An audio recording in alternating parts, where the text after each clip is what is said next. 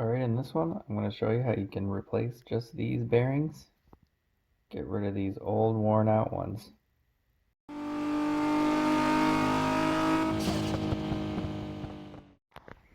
Alright, so I'm replacing all of these, the bearings in these idler pulleys, mainly because I think that they were creating a little extra noise. And if you don't know, the Genesis Coupe 2.0 has 4 of these idler pulleys.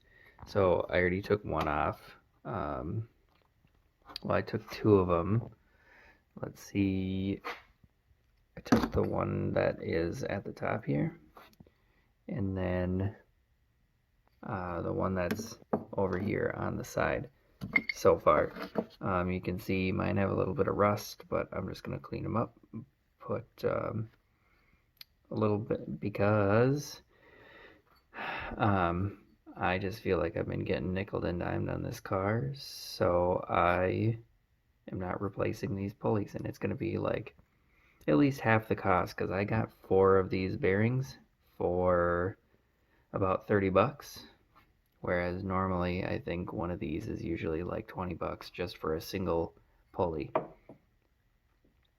So basically when you come in, all I do is I use my extendable ratchet, and then you're going to put it on your idler, or sorry, your tensioner pulley, and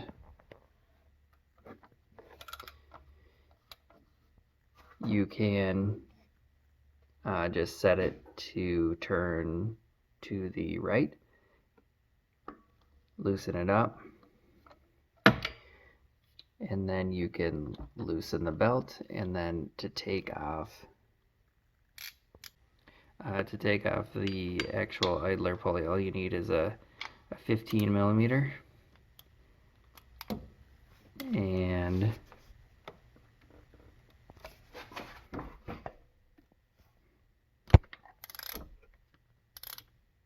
then they come right off. So, and they'll have this little black plastic piece in there. They have that, and then a little step on the bolt, and that's what keeps it centered inside this bearing. Okay, so these bearings are actually a standard size. It's a 6303 RS. There is going to be a different number on here, but what I've found is I think the Dash 2 RS, it's like a deep groove ball bearing. Anyway, these ones are, the brand that I got is Timken. They're supposed to be pretty reputable brand. So basically all we're going to end up doing is I used my 3D printer basically to create something that can hold the pulley and a little press, and because there's a lip on the inside of this that the bearing sits against to make sure that you have the correct depth,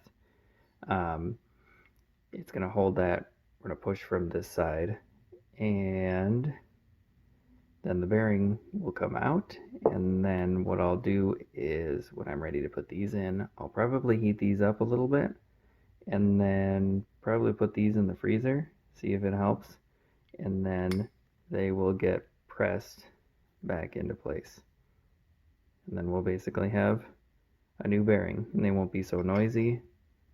And also, if you don't know, these types of shielded bearings are serviceable. You just come in with a small pick tool like this, and you can pull out. I don't want to ruin the brand new bearing, but basically if I show you on the old bearing, you can come in with a pick tool or a small like flathead screwdriver, and you can just pry up on this shielded part.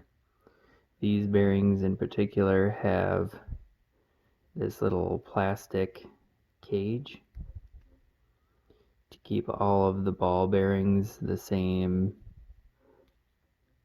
distance apart from each other. But yeah, this gives you a good illustration of how the dirt is just in there, and this one isn't in that great a shape anymore. There isn't any play that I can feel, but they spin for quite a while, so that's a sign that you don't have enough grease in here. And I don't know if you can hear that, but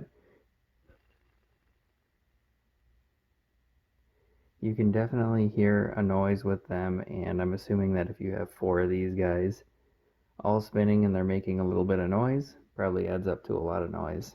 So swapping them all out.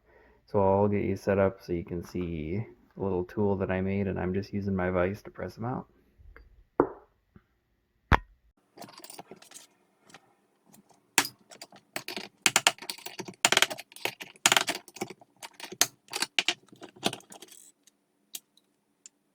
Alright, so here's kind of in the middle here. You can see I'm taking off as much as I can get as far as the rust goes, and then trying to get a decent surface.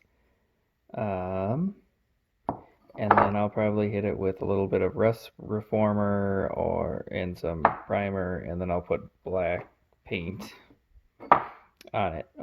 Better than nothing.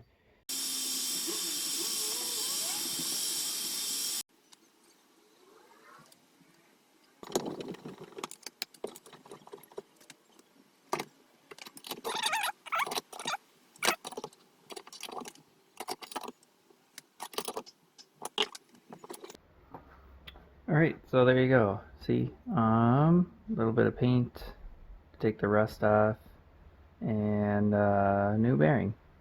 So one thing that you'll see with the new bearings is that when I try and spin it, they stop basically right away.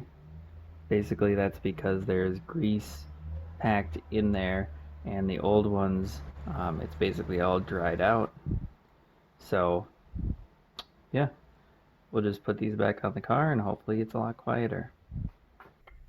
Alright, so now that I have these all done, looking nice and clean, we're going to reuse the stock bolts, but make sure that you keep that little plastic piece on there, because like I think I said before, that keeps it in the middle.